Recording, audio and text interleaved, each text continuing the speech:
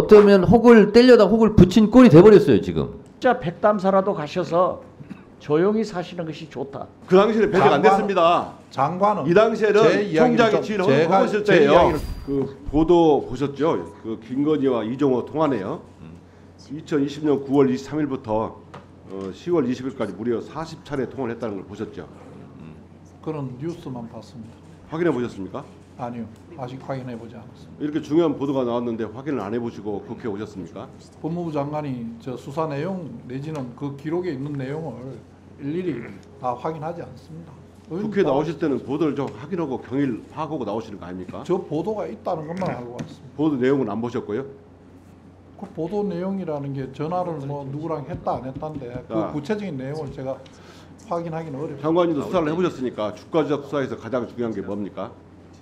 아니 지금 출석을 안 주가 하죠. 조작이 뭐 공모 내지는 그 실제 행위, 가담 행위 이거 규명하는 것이 제일 중요한 게. 주가 조작의 가장 중요한 것은 이상거래 심리 분석입니다. 이게 기본입니다. 자, 도이치모터스 이상거래 심리 분석은 언제 이루어졌는지 아십니까? 저는 알지 못합니다. 그러면 저 통화 내역을 보시면 황희석 고발인 조사 전입니까 후입니까?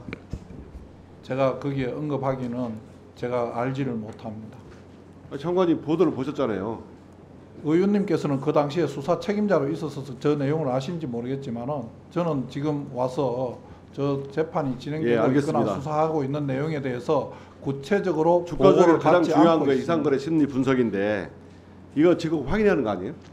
이렇게 모른다고 말씀하시니까 국민들께서 장관님도 김건희 주가 조작 사건을 덮는 데 일조한다고 비판을 받는 겁니다. 다시 한번 묻겠습니다. 이상거래 심리 분석 언제 이루어졌는지 확인해서 보고해 주시기 바랍니다. 자, 보도에 보면 2020년 9월 23일부터 집중적으로 김건희와 이종호가 연락을 했습니다. 25일은 김건희가 연락했습니다. 김건희가 왜 9월 23일부터 이종호에게 연락했다고 생각합니까? 알지 못합니다. 이상거래 심리 분석이 이루어지면 검찰이 먼저 주가적을 의뢰하고 분석을 의뢰하고 그것에 거래소에서 심리 분석하게 됩니다. 그럼 자료를 분석하게 되겠죠. 그렇죠? 그러면 이미 수사가 시작됐다는 거 아닙니까? 김건희가 수사 상황을 실시간으로 어떻게 파악하고 있었는지 모르지만 이 심리 분석이 이루어지니까 이 범행이 들킬까 봐 이렇게 이종호에 연락을 많이 한 겁니다. 어떻게 생각하십니까?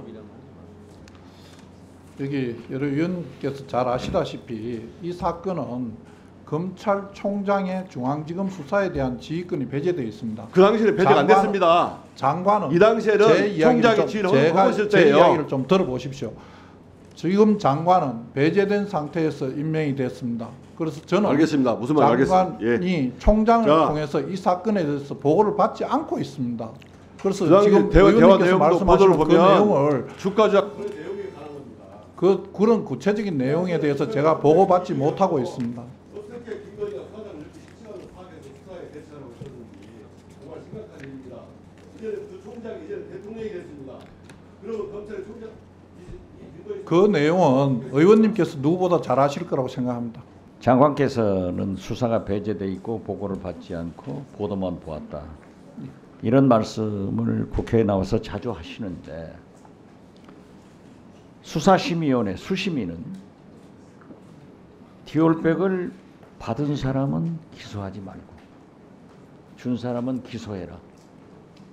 과연 검찰이 기소 여부를 결정하겠지만 결국 수심위는 국민들에게 수심만 주고 있습니다. 자, 이종호 10년간 김건희 여사와 연락한 바가 없다. 도이치모터스 주가 조작에도 관련 없다라고 했는데 이제 40번의 통화 기록이 나왔고 심지어 김건희 여사의 다른 전화를 통해서 통화한 것도 있다. 이런 것이 밝혀지고 있습니다.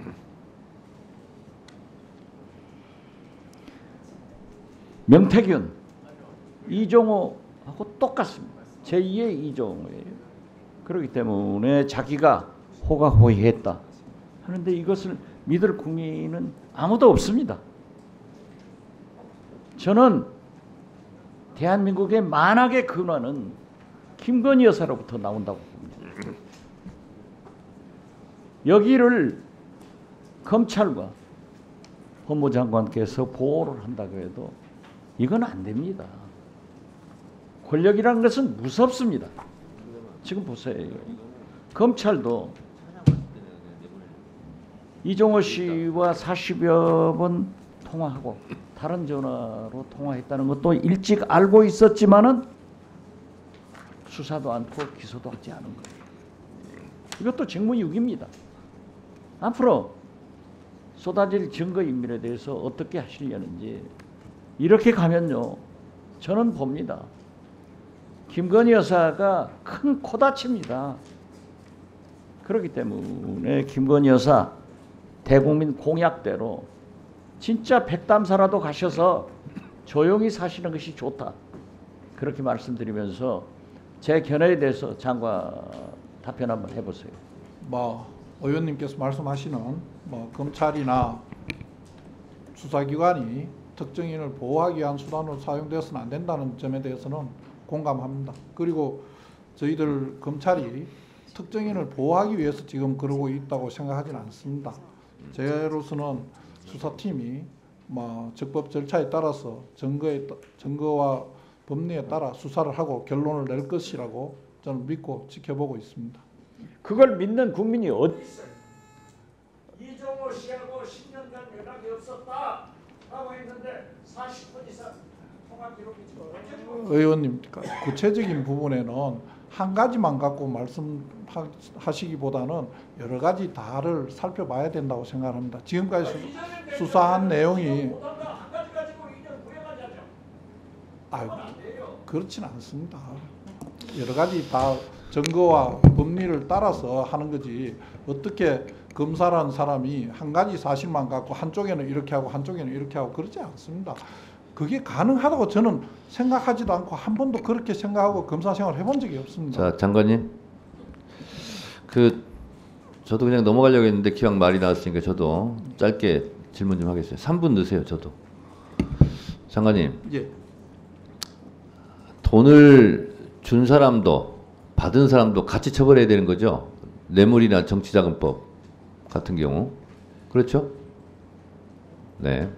그런 것처럼 준 사람 받은 사람, 결론이 그렇게 나지 않는 경우도 있습니다. 준 사람 대체적으로 그거죠. 준 사람 받은 사람 다 처벌하는 게 맞는 거죠. 자, 그런데 김건희 여사 수사심의위원회는 최재형 목사 쪽은 다 배제하고 하니까 기소하지 말라 이렇게 이제 수사심의위원회 결과가 나왔어요. 근데 최재형 목사 측에서는 나를 기소하라 이렇게 해서 수사심의위원회가 열렸는데 기소 의견으로 나왔어요. 자, 그러면 명품백을 나는 청탁용으로 줬다 하는 최재형 목사를 기소하면서 그것을 받은 김건희 여사는 기소하지 않는다 라는 것이 있을 수 있겠습니까? 어떻게 생각하세요? 두 분의 수사심의회 구성원이 다 다르고 지금 수사심의회 결론에 대해서 물론 그 이유를 수사심의위원회에서 하는 것이 법적 구속력은 없죠. 예, 없습니다. 참고사항이라는 것도 알고 있지만 사항이라고 되어 있습니다. 어쨌든 검찰에서는 수사심의위원회를 명분 삼아서 수사심의위원회에서 불기소, 김건희 불기소 의견이 나올 것으로 예상하고 한 거 아닙니까? 소위 말해서 짜고 치는 고스톱 아니었어요. 근데 짜고 치는 고스톱이었는데 짜고 치는 고스톱에서 지금 차질이 생긴 거예요. 최재형 목사 쪽에서 신청한 수사심의위원회에서는 기소해라 이렇게 결과 나왔거든요. 그 검찰도 어쩌면 혹을 떼려다 혹을 붙인 꼴이 돼버렸어요 지금. 그래서 애초에 수사심의위원회도 기소하지 말라고 하니까 우리는 기소하지 않겠다라고 했던 계획표를 세워놨다면 이제 수정이 불가피한 거죠. 기소해라 이렇게 나왔으니까 기소해야 되는 게 맞죠.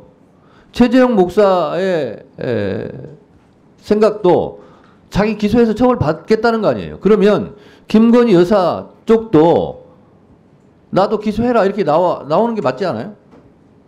뭐 박지원 의원님은 백담사 가셔라 이런 얘기도 하셨는데 백담사 가시기 전에 해결할 건 해결하고 외상값 있으면 외상값은 처리해야 되는 거 아니에요? 그래서 지금 수사심의위원회 어제 결정이 매우 중요한 분수령이 될 것 같아요. 법무부 장관으로서 어떻게 생각하세요? 수사심의회 위원장께서 잘 말씀하신 대로 수사심의회 결론이 권고적 효력이 있는 것으로 알고 있습니다. 지난번 수사심의회 결론하고 이번에 낸 결론하고 수사팀에서 기존 증거와 법리 잘 참고해서 사건 처리할 것으로 알고 있습니다. 수사심의위원회에서 불기소해라, 아니다 기소해라 그러면 기소하는 게 맞습니다. 수사심의위원회의 의견을 듣지 않을 거면 뭐하러 수사심의위원회를 요청합니까? 저는 그것이 맞다 이렇게 생각합니다. 법무부 장관이 더 이상 여기서 무슨 말씀을 하시겠습니까?